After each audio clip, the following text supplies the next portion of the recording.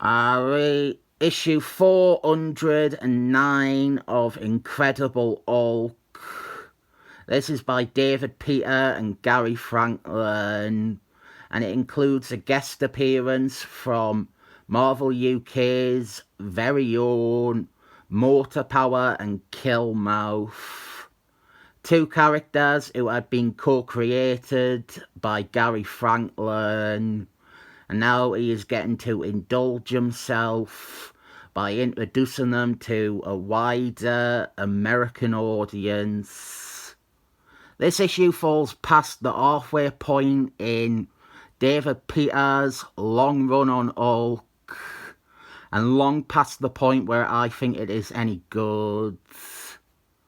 But with this one, we do have something fresh at least, and that is the guest appearance of the two characters. Killmouth is the guy. His shtick is he is one of a million rip-offs of Captain Marbles, the real one, Biffy Baston. This time it is a little boy in the body of a big, strong, gun-toting 90s super soldier, cables from Excellent Force type of superhero. Fun concept as always. The woman is Motorpower, and she is a foul-mouthed biker chick rip-off of Canary from DC, and her real name is... Her parents gave her this name. Her actual birth name is Harley Davis.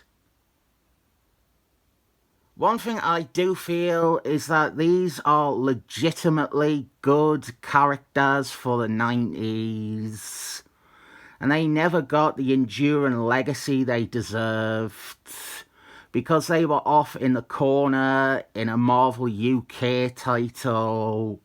Even their appearance here doesn't catapult them to stardom.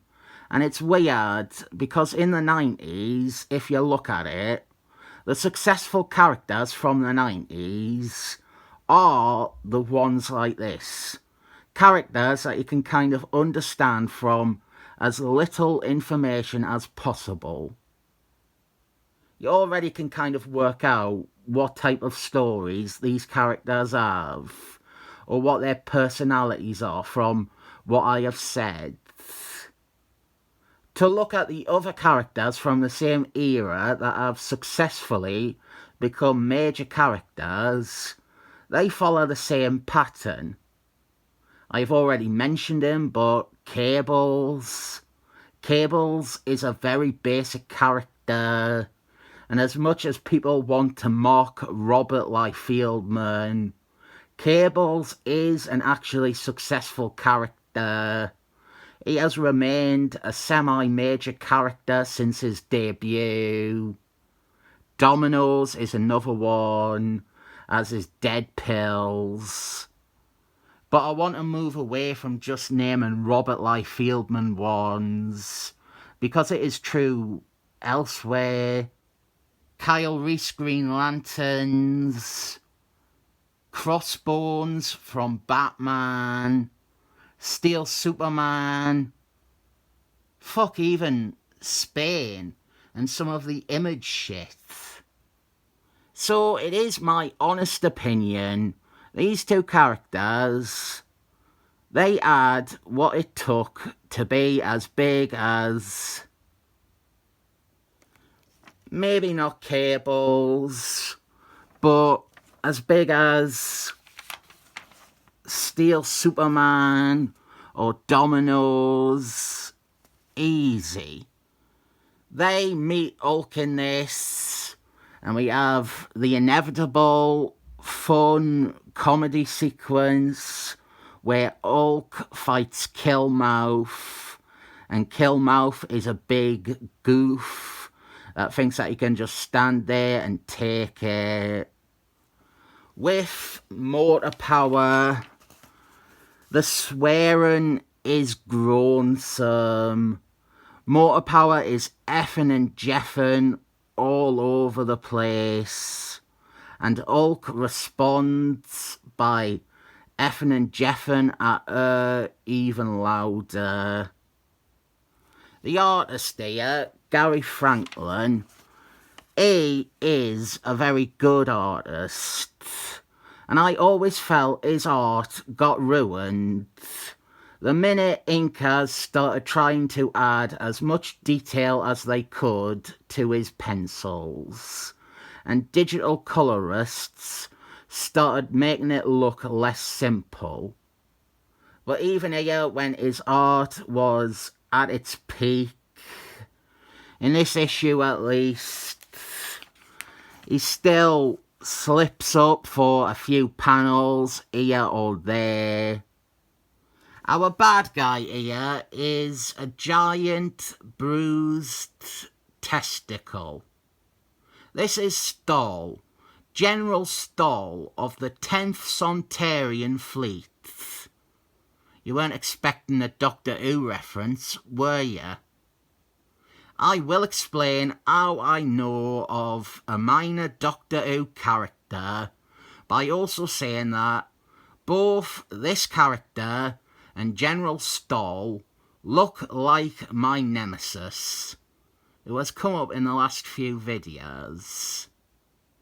To new viewers, my Nemesis was a bit of channel history that kind of disappeared when I became an actual recluse. He wasn't actually my Nemesis. He was a diabolically awful pun comedian who would for some reason refer to another comedian as being his nemesis on stage. He was trying to be cute and funny, but one thing you will find about him is that he is astonishingly unfunny. And then that comedian would come out and have an uphill battle because he had been set up as a bad guy. So I decided to start calling him my Nemesis on here. He also tried to become a YouTube sensation when the pandemic happened. And his content was... it wasn't just the worst jokes ever delivered terribly, but it was lazy and half-arsed. And every fucking 5-minute video, he did not want to be there. And he would complain about having to spend 5 minutes a week recording one video. When he wasn't met with immediate viral success like he was expecting, he paid some dodgy website for subscribers to make him look successful. He abandoned his channel the minute the lockdown ended. And I have now officially earned more subscribers than the 300 he paid for. His puns are the worst thing you will ever hear. I didn't want to dox him or give any clue as to who he is, because I do not want one person watching this to go, actually, that pun is amazing, or that is so bad, it's good. He is also charmless and aggressive and a very bitter man. Like, you could do an act that is these absolutely painful puns, but you have to have some awareness and likability, and he has none. He thinks he is the best comedian working because he came up with a joke that goes, they recently put the kids without parents in charge of distributing the energy for all the computers. That's right, they are the IT Orphan Power Arrangers. I don't often do odd cuts like this, but there isn't any other response to his puns. He is not successful. He is not popular. He is a deluded man pushing 60 with a purple dick, according to the one person I know who fucked him. That pun, the IT Orphan Power arrangers one, it is neither his best, nor is it his absolute worst. It's pretty bad. It's dreadful even. It's fucking astonishingly awful. It is the one I often cite as an example because it was so bad it made one of my few friends quit writing comedy forever. Just got to the joke where blah blah blah, set up. Punchline is, that's right, he's an IT Orphan Power Arranger. IT Orphan Power Arranger. That is fucking horrific. Fuck me, this is... I don't know how you got even this far, mate. This is fucking atrocious. Anyway, Stoll here. Thankfully, he doesn't do any puns. And now we are going to cover the history of Stoll. Stoll was created by David Peter and Peter Purvis. He first appeared in his civilian identity in Hulk 362. He appeared in full regalia in Hulk 364. And I have always preferred his original design here. The quirky offbeat mishmash outfit on a slender figure. I prefer that to when he removed the sack on his head and turned out to be my Nemesis. I like the idea of him as this contortionist enemy, a bad guy that Hulk cannot hurt. And that original design is perfect for that. I suppose I basically like a character that doesn't exist, because Stoll is just another gamma mutate in the end. And he is also the brother of Hulk's arch nemesis, Reader. Stoll was the main enemy in the Countdown story arc, which introduced them and had covers by Simon Waltonson. With this, I don't think it really does a good job of establishing or selling Motorpower and Killmouse to a new audience. They are treated like regular guest stars that you maybe know, rather than this serving as an introduction to these two characters. We don't learn their origins. We don't see them do that much.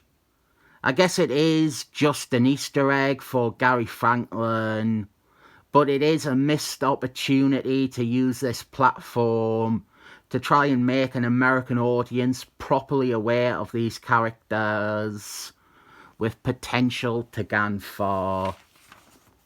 Subplot scene with Dickie Jones and his wifey poo, Marla, his amazing wife Marla. And yeah, what David Peter did with Marla in that recent series with Captain Marbles, the real one, Genesville, that was the reason I did not like that series in the end. It was great to see Genesville back. It was great to see Dickie Jones back too. Both of them had been killed off. The former in, would you guess, New Thunderbolts. And then Dickie Jones was executed by Captain America when Captain America was a Nazi all along. I didn't mind most of that Captain Marvel series, but it ends on a real wet fart that aimlessly and meanfully splits Dickie Jones and Marla apart and gets rid of Marla as a character. And I don't even want to begin to get into how little David Peter understands the architecture of the cosmic foundations of the Marvel Universe. Quite a lot to talk about in this one, which is surprising because there really isn't that much story here. We do get to see Motorpower use a canary cry to send my Nemesis flying and apparently crashing through Big Ben. They're in London, if you didn't know. London is the only part of England that exists in most American comics. My Nemesis is a Geordie. Would it be that hard to have this set in Newcastle? I would love for Hulk to come to Newcastle and stamp on my Nemesis for his fucking Scandinavian barcodes pun. That is another thing about my Nemesis. He is adamant that he is the first person to come up with any and every pun. Even when you confront him with documented proof of someone else doing verbatim the exact same pun in 2001, he ignores it and claims it is his and original because he thought of it by himself. I bet he has a purple dick too. It was also tiny, she said that as well. The insistence that it was the darkest purple was the main thing I thought I needed to impart to you. Let's end on something nice instead of my Nemesis's dick. And that is Dickie Jones proposing to Marla. She will say yes, and they will be happily married. Except for a brief period where Marla went off to fuck Moongarden, which is understandable. And they have remained happily married after that, until bad writers forgot Dickie Jones was ever married. I'm not going to talk about that backup story because this is otherwise a David Peter Hulk issue without his shoddy Pants Brigade characters stealing page time from the big green man people read this comic for. It has always bothered me that Killmouth's hair has a blonde streak on this cover. That is going to be my closing remark. 7 thumbs up.